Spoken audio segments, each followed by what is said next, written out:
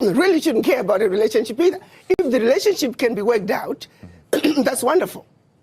But if President Trump is saying, I have a mandate from my own people to take care of my people, and I'm doing what I need to do to take care of my people, African leaders need to take that same position.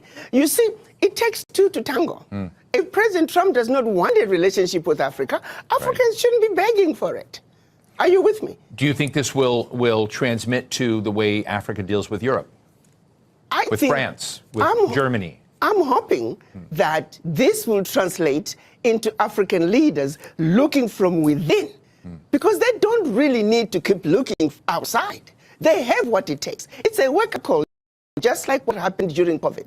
It was a wake-up call for African leaders to realize that you must begin to look within Africa to take care of yourself. When the chips were down, the world walked from Africa during COVID. So that's a reality.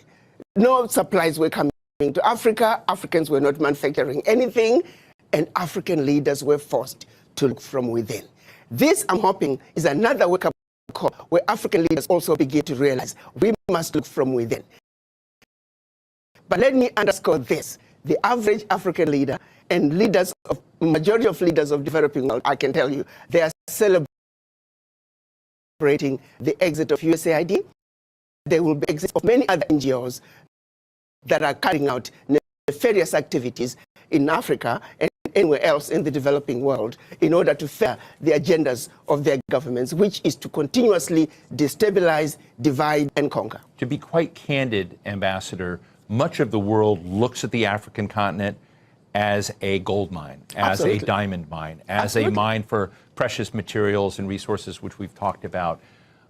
One of those other major powers, rising powers in the world, is China. Yes. China has huge stakes, and there's always been the narrative that America is not doing aid very well in Africa, that China is beating us. Bono would come out and say, hey, in all of the refugee camps and whatnot set up in Africa, even the tents say made in China, even though the United States may be providing the support. Yes. That there's a lot of both criticism and acclaim for the fact that China has been involved in recent decades in helping Africa develop its infrastructure and whatnot, to position itself better in Africa than the United States and maybe Europe have with regards to resource agreements in Africa.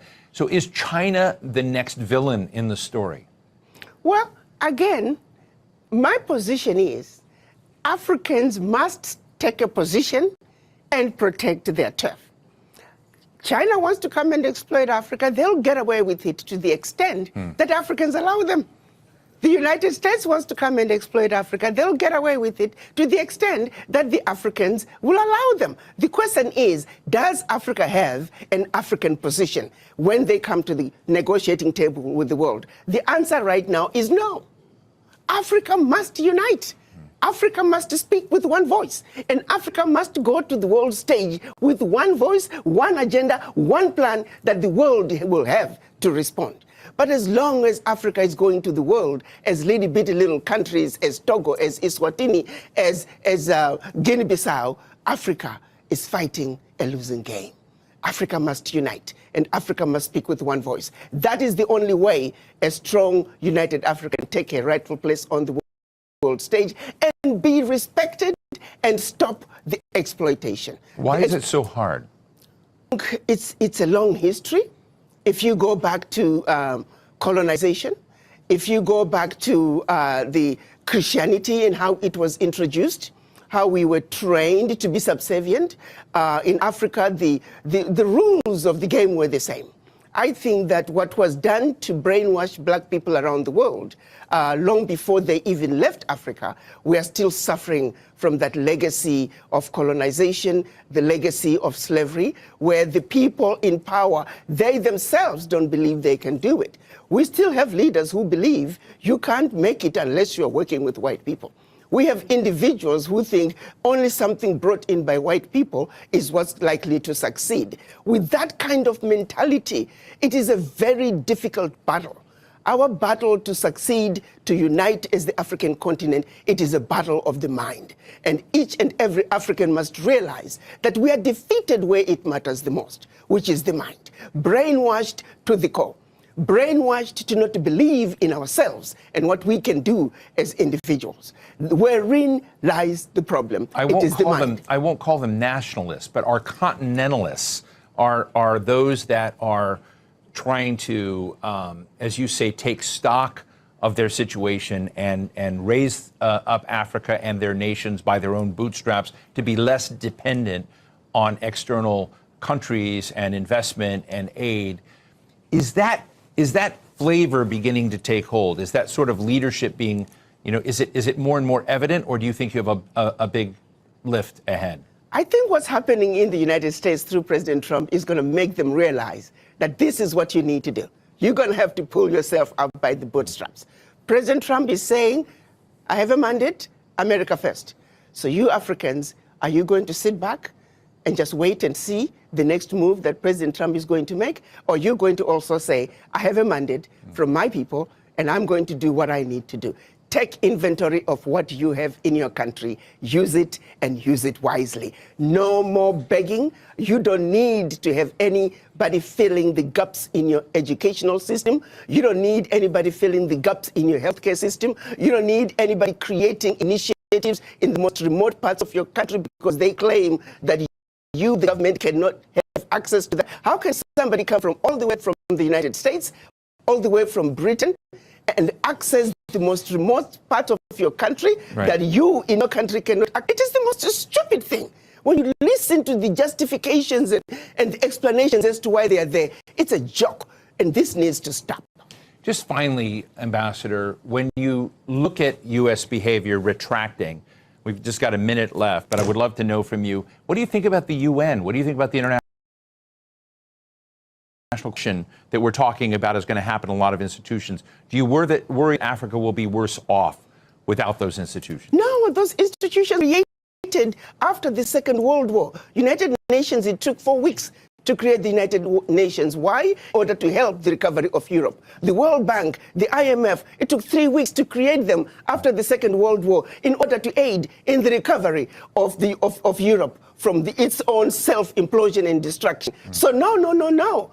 These institutions were not created to benefit the developing world. To the contrary, they were built to steal from the developing world. Their success is based on the failures of the developing nations where they have been stealing from. So no. We must celebrate what President Trump is doing by exiting the United Nations, by exiting the World Health Organization. We need the U.S. to exit the World Trade Organization because they are doing nothing on the African end. They are giving a blind eye to blatant exploitations, unequal, uneven trade policies that are hurting Africa. You take, for example, cocoa. Majority of the cocoa coming out of the world comes from West Africa, and yet it's only recently that African nations were allowed to add value to their cocoa. The World Trade Organizations, we may have a sister in charge. Well, Ambassador Adikana Chihombori-Quao, grateful. Whenever I talk to you, it is a new reset for us to hear your very fresh takes on the world. Ambassador Chihombori-Quao, thank you so much for joining us today. Thank you, Steve, as usual, for having me. It's been wonderful. I always enjoy talking to you. Thank you. I appreciate your good work. Keep up the great work. Thank you. So what's the bottom line? That was recently the former. That was great. She speaks her mind. I love that. African leaders, they are like, we are tired of this bullyism, this bullying that is coming from these first world countries. But guys, we are rich as Africans. Former head of the UK's MI6, Sir Alex Younger, gave a very sober assessment of U.S. power in the world and said that we have entered, quote, a new era where international relations aren't determined by rules and by multilateral institutions, but by strongmen and deals. The implications of that, if he's right, are staggering, as it means that institutions like the United Nations, the International Court of Justice, and even alliances like NATO may fade in importance and one day just cease to matter. It means that the transactionalism of programs like the USAID assistance programs designed to both support those in need, but let's be serious, they also deliver power and influence of the United States, may be shut off, at least for a while. I don't know if I fully agree with the argument some are making that this is a golden opportunity for the African continent to shake off the global neocolonialists of European and American powers that have exploited its resources and meddled in its politics. But this may be right. Africa does need a new chance and a restart, and whether forced by circumstances of this aid being cut off or by Africa's own desire, this is a time to rebalance the power dynamics between African nations and the rest of the world. And that's the bottom line.